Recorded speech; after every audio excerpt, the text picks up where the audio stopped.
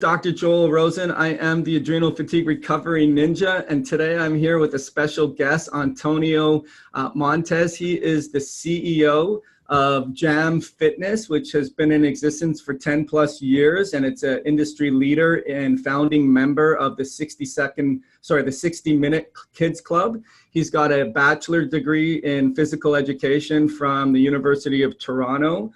He specializes in strength and conditioning, fitness programming, mobility, and physical literacy, which we'll get him to explain a little bit more about. And also, he's a movement specialist, helping you use movement to ease your stressors and be able to go through life sort of gliding and in a stealth-like manner. And so, Antonio, thank you so much for being on the call today. I really appreciate your time. Thanks for having me.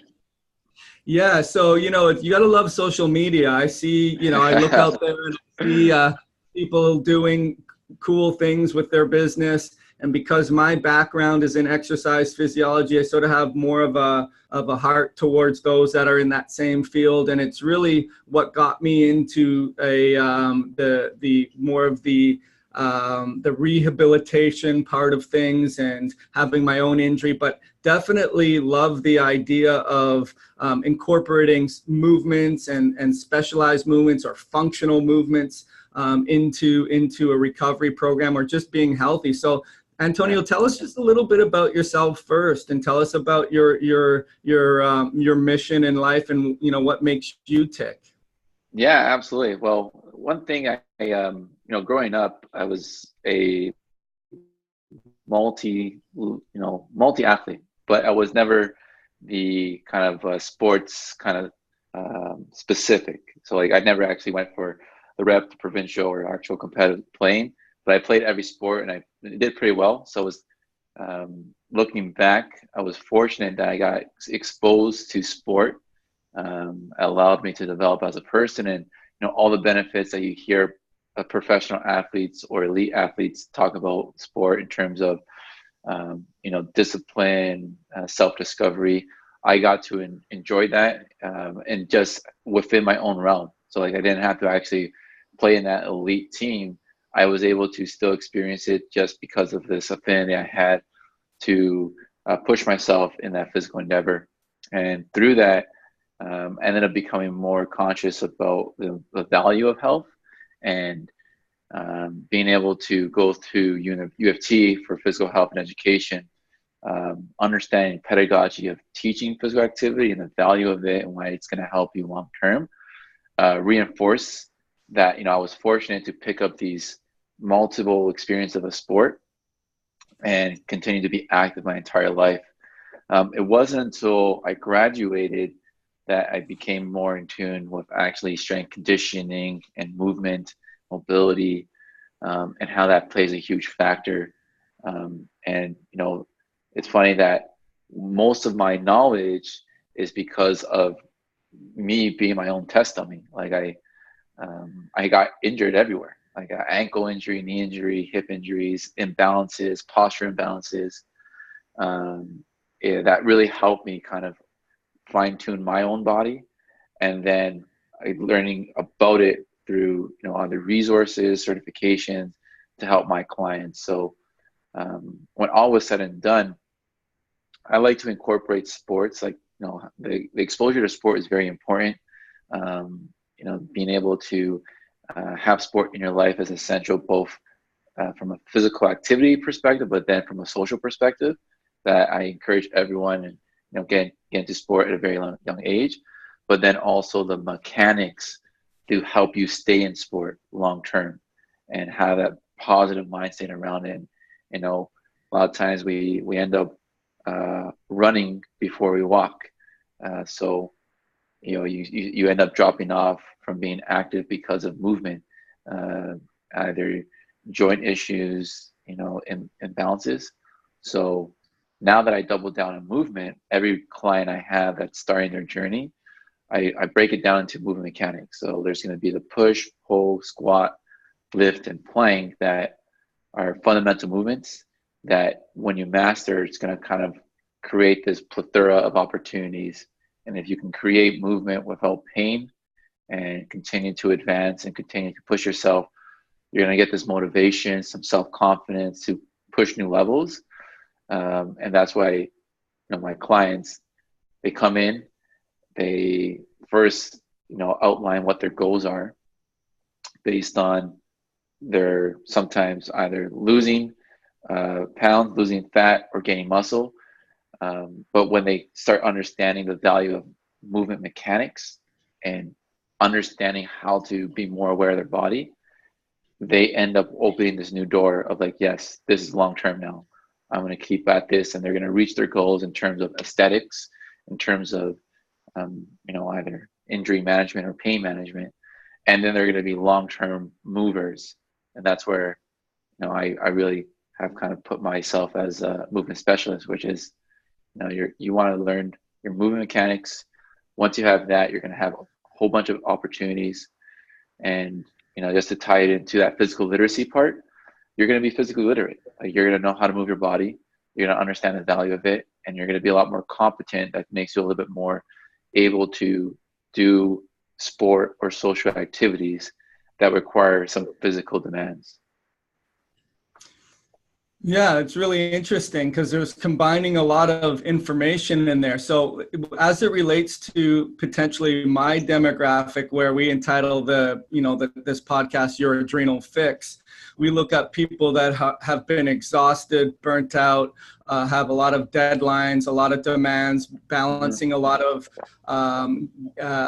responsibility. But then ultimately, being a trainer myself in the past, you get clients that, like you said, they're looking to gain a little bit of muscle mass, or they're looking to lose weight and look better in clothes, and just have more energy. And so what you're saying is, if you can teach your clientele, although you're understanding what their goals and needs are, if you can teach them the importance of the connection between the mind and the body and get proper movement forms, they're going to get that much more improvement. And I think that's kind of what you're saying. So as far as what you're seeing, because you mentioned to me that you see a lot of your clientele that have somewhat of a broken stress response, or they have quote unquote adrenal fatigue, which is a very controversial term, which I'm not necessarily going to get into with you today. But as far as what are you seeing from those that potentially come to you with the need of I want to lose weight, or I want to gain strength and look good in clothes and feel confident when I look in front of the mirror, yet they do have maybe a cup that's already overflowing, or it's close to overflowing, or it's accumulating in terms of stress? And what would you suggest in terms of people listening to this as a movement specialist that looks into designing a recovery program for all those things, with them not realizing, or maybe realizing, that that's a variable or factor that you have to take into consideration? Yeah, no, that's a great, you know, it's not a great, it's a hard truth, and something that it's great to understand right at the beginning so that you can approach it correctly. And from my experiences, it's, you know, coming in, that's where I utilize the mindfulness as a big part to address it, because, you know, ultimately everybody has stress in their life, and more so in North America or in our society, where work becomes a little bit more of a dominant area in each of our lives, that we end up ignoring the other areas. So we ignore our health, we ignore sometimes our family and friend, and we just ignore the general community, like, you know, actual philanthropy. So clients that come in, you know, I take them where they are. You know, I understand that they're coming in to do some kind of either aesthetic or body composition change, or a performance goal. So when I take them there, I understand that I want to satisfy their needs, to make sure that they know that they're in good hands, that I'm going to provide them a program that is going to help them reach their goals. At the same time, I ask that question, which is why? Why do you want to, you know, why are these your goals? Why are you trying to achieve this PR or achieve this body type? And when you have those conversations, you start, you know, peeling layers on the real motivations. And when I incorporate mindfulness, it's when I say, okay, well, are you aware of what your motivations are? Is it because there's a lack of confidence, or is there because you have some subconscious ideas that are just not letting you feel happy with yourself? And you don't want to, be too intimate right away. So you have to kind of probe questions. But through that, I start realizing what their stresses are. Some people have a stress of self-confidence. So, how are we going to alleviate that stress that you have based on giving you a little bit more tools to be more confident? Other individuals are stressed on other areas. So, the real stress management comes based on a little bit more understanding of what their goals are and why they're trying to achieve them, and then breaking it in a way that's going to be optimistic. So not having negative reinforcements, which is, if you don't hit your goals, we're going to punish you, and we're going to make it so that, you want to fear not reaching your goals. We want to make it more positive. So we say, how is it going to feel achieving your goals? And how can we make it so that you're going to manage expectations correctly? And so that's how we do that stress management, incorporating mindfulness, so that when we're going through the actual program and there's, a delay based on progress, we set the right expectations. And, that's how we deal with that. But we deal with stress based on more of a cognitive talking therapy. And like, obviously I'm not a psychologist. I'm not trying to toot my horn, trying to say, you want to dive deep into the subconscious. What I'm saying is that mindfulness part plays a big factor, because we're all humans. We all have motivators. We all have things that are gonna, make us tick. So why, as a health professional, as a fitness professional, why would I ignore that? It's a huge part to getting a person's goals. So I take them where they're at, and then I incorporate the mindfulness to get them more self-aware. Try to let them realize if they are stressed, what can they do? Either think differently or incorporate some positive thoughts, positive visualization to actually, address their stress at that state right in the beginning. Yeah, personal training has come a long way from when I did it, because it was more about outlining what are your, where are you now? Why are we working together? And then really getting strength or losing weight. But now what you're saying is it is definitely delicate. I mean, people aren't necessarily going to a trainer to get a psychotherapy analysis, right? They don't want, they may not necessarily, or not even, they're not even looking for that. That's probably maybe the last thing they're looking for.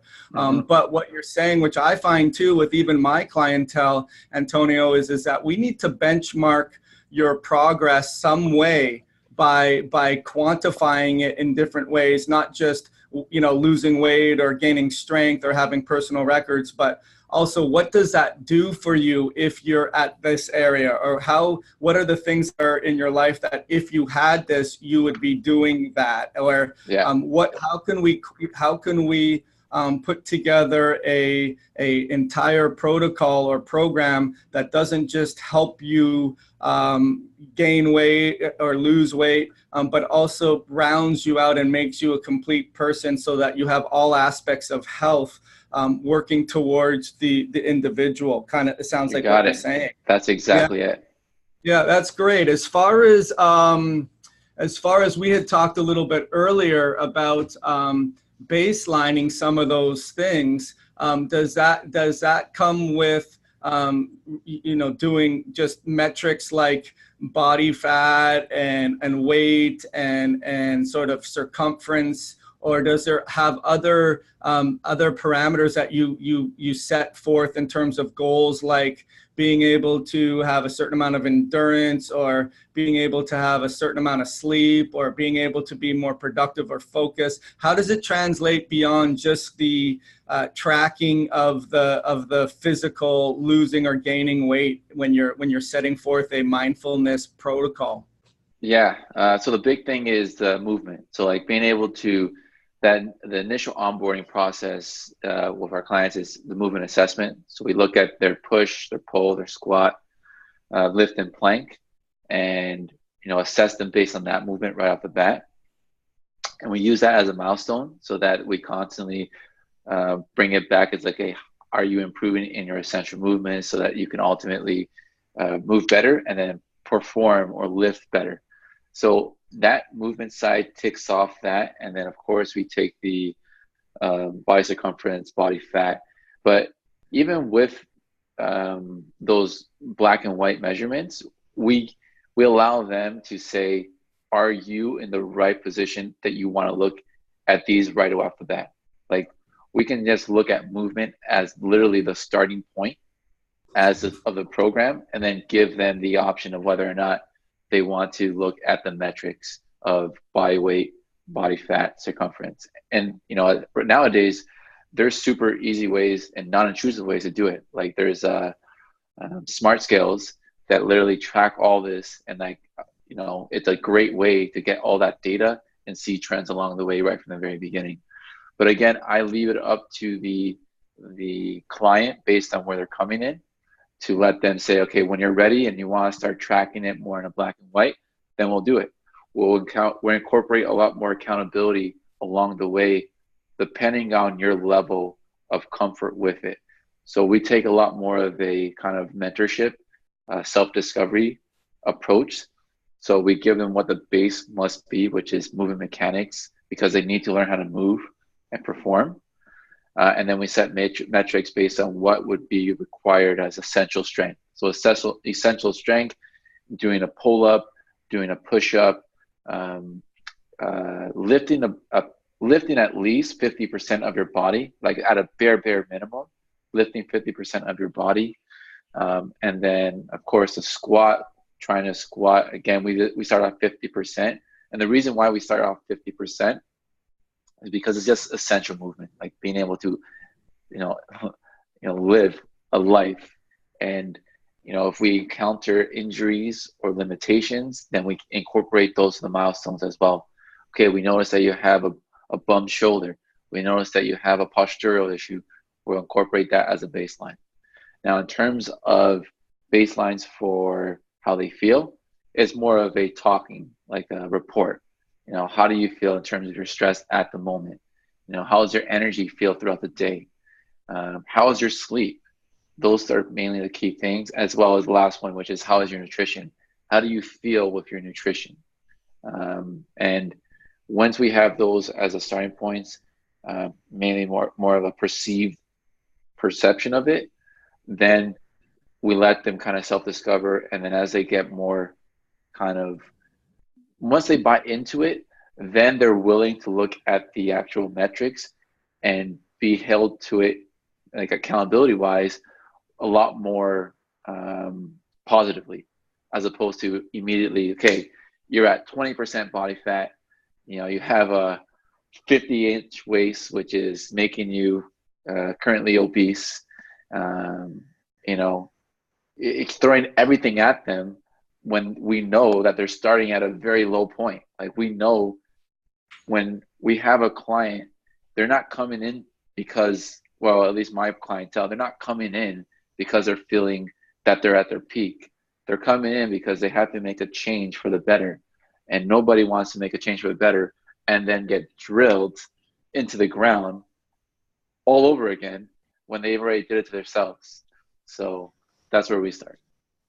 Yeah, and that's how most things start in any type of self-improvement, where unfortunately a problem probably has become a crisis, and they're at a point where, okay, I got to manage this now. And my doctor said my blood pressure is terrible, that I'm a risk for type 2 diabetes if I don't have it already. I have problems with cardiovascular. I get tired. I can't focus throughout the whole day. I don't sleep very well. I don't handle stressors the same way. I don't focus, and I can't concentrate. My muscles are weak. I'm sick. My immune system is depleted, and I got to take my my health more seriously. So you and I were talking a little bit, Antonio, before this started, and me maybe giving you some ideas on how to quantify some of those things, which I'm happy to share with you right now. I think absolutely, that'd be great. Yeah, one of the main, well, you said the smart scales. So those smart scales are super cool because you can get baselines without really having to data track, and write things down. But one of the main things that I'm sure you're aware of, which we talk about a lot, is the heart rate variability, where Mm-hmm. you can look at the pulsing between the heart rates, between the beats, and that's a good marker of their sympathetic nervous system. Ah, So yeah, so they have like devices like the Aura Ring. They have the ones that go across the chest and measures your heart rate, but your heart rate variability. And then what you can do is you can get a baseline with your clientele, along with, we're big measurers of keto and glucose monitoring. And then what mm-hmm. you do is you upload it into a site, which I'll share with you. It's called Heads Up Health, and we'll show you how that works on just you and our time. But basically, let's say they have this site where their heart rate variability gets uploaded to that. Their body fat percentages and their smart scales get uploaded to that. Their glucose and their ketone levels get uploaded to that, and you get baselines. And then based on your progression, you could retest those baselines and see which directions they're going. You could even add in there like Chronometer or MyFitnessPal, and people really hate that. I get it. They don't like to have to track, their Yeah, calories, that's single right. thing they eat. But if I'm looking at their glucose and their ketones and it's not moving the way I want to, or I'm seeing that their body fat is going down, but so is their so is their lean mass and their weight, or I see that their heart rate variability is going down, which would mean that they're more in a sympathetic nervous system, then I'm going to want to look at maybe their dietary habits and say, hey, the last 2 weeks, you've been averaging way more carbs and way less fat than we think you should be doing. And that will impact your stress response. So when you baseline those things, when you baseline someone's heart rate variability that they don't even have to worry about, they put it around their chest, That's and a you could great see idea. it. Yeah. Yeah, you could see it 24/7. And, I did an interview with another guy who does this with his clientele. And, he says to them, hey, what were you doing like between like this time and that time? And the guy, one of his clients was like, I don't really want to tell you. And it's like, okay, well, as long as it's like not illegal and you're doing something that's, not against the law or disruptive, keep doing it, because we can see that your baseline heart rate variability, let's say, give it a number that's 5, that really signifies like 18 of the hours of the day you're under super stress. But these 2 hours, it went up to a 9, which means you're in a good zone of parasympathetic recovery. And the guy told the trainer, he said, well, I was actually, I wash my car at that time of the day, and it's very therapeutic for me. So being able to track your clientele's sympathetic response and knowing like when they may be ready for a workout, because their readiness scale, which could be done through different metrics, tells them they're really high, and telling them, hey, your readiness is high or your readiness is low, and pointing that out to them. I think that's another way that you can get some data on your clientele and really help them. As far as for what you do though, with people that, let's say with nutrition. So let's say I'm overweight, or I have less body weight, and my muscles don't develop very well, and I'm tired, and I'm pretty much a novice, and I've never worked out before. What would you be looking to do as fundamental suggestions for your clientele with nutritional advice? Yeah, so I stick with the staples, like obviously understanding hydration being a key thing. I think about more so now, how alkaline, like if they're in a acidic state or not, and try to, I guess, incorporate some simple things like lemon water just to get that of a check. And of course, I'm doing this based on just, do no harm. Like these things are gonna do no harm, but I don't have the tools or resources to actually track what's happening aside from, hey, how's it feeling? Are you feeling any better? Yeah, actually, I'm feeling a bit better. All right, great. Well, then let's keep on doing that and so forth. And then from there, incorporating a more veggie-based nutrition, reduce carbs and more proteins that can be, nuts, not necessarily meat proteins. And, starting off with the building blocks, just like there, because again, the clientele we're having is coming from like not knowing what a nutritional meal looks like, right? So getting to understand portion sizes, getting to understand sodium intake, getting to understand healthy fats versus unhealthy fats, incorporating fish oils. Those are the key things. So yeah, water, then portion, understanding more veggies, less carbs, and then looking at specific minerals like magnesium as a go-to based on, just going to help us better with just muscle contractions, but also potentially with sleep. And then same thing with potassium, which is going to continue to help with general catalyst actions in the body. But this is the thing, like I do the do no harm. So I know that these are tried, tested, and proven options, but the follow-up is just based on, okay, how are you feeling? So it's always good to learn more about how you can get more of an actual, tangible result and be able to say, okay, this is great. These are our baselines. We can see you're improving. But, long story short, those are the things I do. And then the follow-up is more is how are you feeling now? Yeah, well, no, it's great. I mean, the basics are the boring stuff that people want to look, a mile ahead, that they forget to get the foundational stuff, which really, from the analogy of core mechanics and movements, those are the foundational things that you need to have in place. So it's not to be belittled. And that's really great because you're aware of healthy portion sizes, which is very important for clientele.